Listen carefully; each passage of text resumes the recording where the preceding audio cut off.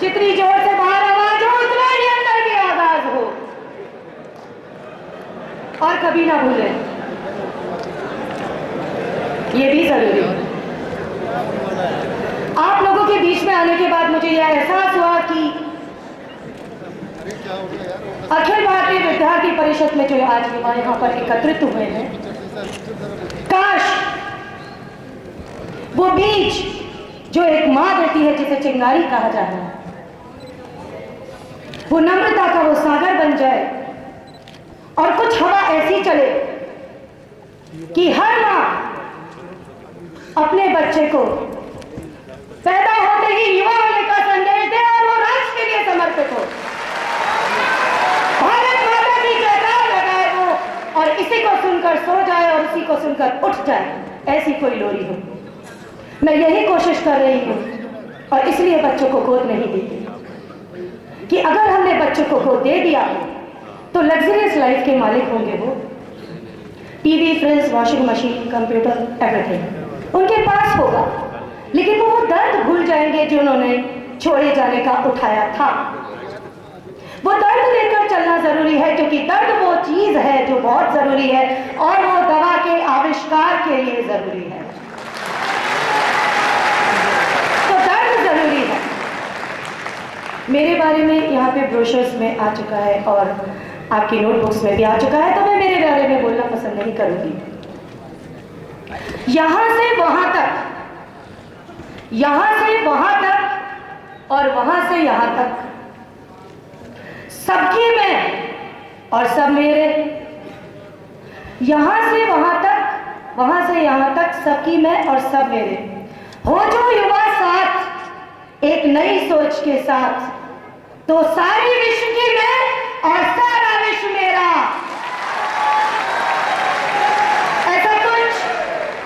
ऐसा कुछ मैं अपनी बेटियों को देने की कोशिश कर रही हूं, क्योंकि आज भी ये सच है, हम चिंगारी कहते हैं लेकिन 80% लड़कियों को ही छोड़ा जाता है। जो मेरी बेटियां हैं जो आपके सामने खड़ी थी, मैंने उनसे कभी सत्य नहीं छुपाया कि हाँ तू ट्रेन के मुझे टॉयलेट में ही मिली थी।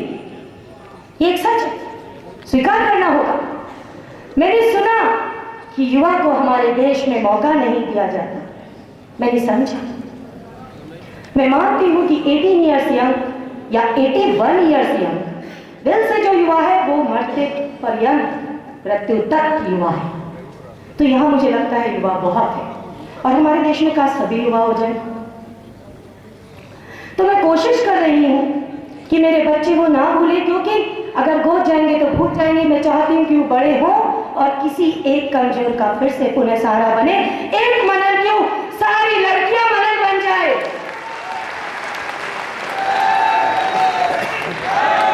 बीज रहे ना रहे, यानी मनन रहे ना रहे, बीज रहे ना रहे, दरख्त हरा हो जाए और उसमें से कुछ ऐसे फल गिरे, फिर कई बीज पैदा हो जाए। और आप लोगों के लिए मुझे एक बात समझ में आई कि हमारे देश में युवाओं को दबाया जा रहा है। विश्व के सबसे ज्यादा युवाओं की स्ट्रेंथ हमारी कंट्री है। हमारी कंट्री में फिर कैसे कोई दबा पा रहा है? इसमें किसी सिस्टम का दोष नहीं है, शायद मुझे ऐसा अभी बैठे बैठे लगा। शायद हमने ही कहीं कुछ खोट है। बात सिर्फ यही तक सीमित नहीं है, बात है घर घर के बच्चों की, सड़क पर जी रहे बच्चों की, क्योंकि हमारा आज भी 30-40% सड़क पर जी रहा है। यूथ तो वो भी होगा ना। अगर हम उसको अपने साथ ले ले और उनको एनर्जी दे दे, तो आप जानते हैं क्या हो? अंगड़ाई लेंगे फिर हम इस तरीके से, जमाना बदल जाए। आंखें खोलो इस तरीके से, युवाओं के लिए कह रही हूं जो कच्ची बस्तियों में रह रहे हैं। मैंने उनके लिए एमसीए करके एक मानस सिरे आर्ट्स यानी विचारधारा, आइडियोलॉजी करके एक शॉर्ट फिल्म्स बनाने के लिए एक साथ 1000 लोगों को दिखाकर विचारधारा बदल जाए, उसके लिए। तो युवा कह रहे हैं कच्ची बस्ती के आपसे, क्योंकि आपका बचपन, आपकी युवावस्था एक सिक्योर तरीके से बीत गई, तो आज आप इतना इंटेलेक्चुअल होकर सोच सकते हैं। लेकिन जो सोचने से पहले ही दबा दिए जाते हैं, मैं उनकी तरफ से एक शब्द कहती हूँ। मैंने ड्रामा किया था जिसका नाम था है कसम। हाँ है कसम, हाँ है कसम, हाँ है कसम। एक इंसान की, एक साधारण इंसान की, हाँ मैं हूं एक साधारण इंसान, पल पर दबाया गया पर लौंदा गया। लेकिन मैं वापस आता हूं एक नए अंदाज में, एक नए अंदाज के साथ, मेरे लिए नहीं ना सही लेकिन उन मासूमों के लिए एक नए अंदाज के साथ। वही आत्मा वही रूह, बस अंदाज में, आज के रंग में। काश हर कच्ची बस्ती का एक बच्चा सही तरीके से इस देश में युवा हो जाए। तो वो युवा आपसे कहता है, यानी कि मनन मम्मा के घर में पलने वाले वो छोटे छोटे बच्चे जो रेलवे स्टेशन के टॉयलेट में या डस्टबिन में या किसी हॉस्पिटल में या मेरे घर के बाहर सिर्फ 1 घंटे की जाके हेल्पलाइन पे फोन आता है, मनन जी यहाँ एक बच्चा मिला है, ले जाइए, हाँ ले जाइए।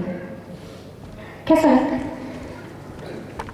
ये खुशी की बात नहीं है कि मेरे 72 बच्चे हैं, ये बड़ी तकलीफ की बात है कि आज भी 72 बच्चे ऐसे हैं और अनगिनत जरे कितने बच्चे हैं जो सही तरीके से युवा हो सकते हैं और अखिल भारतीय विद्यार्थी परिषद जैसे इतने अच्छे संगठन के सदस्य हो सकते हैं। तो उनको ढूंढो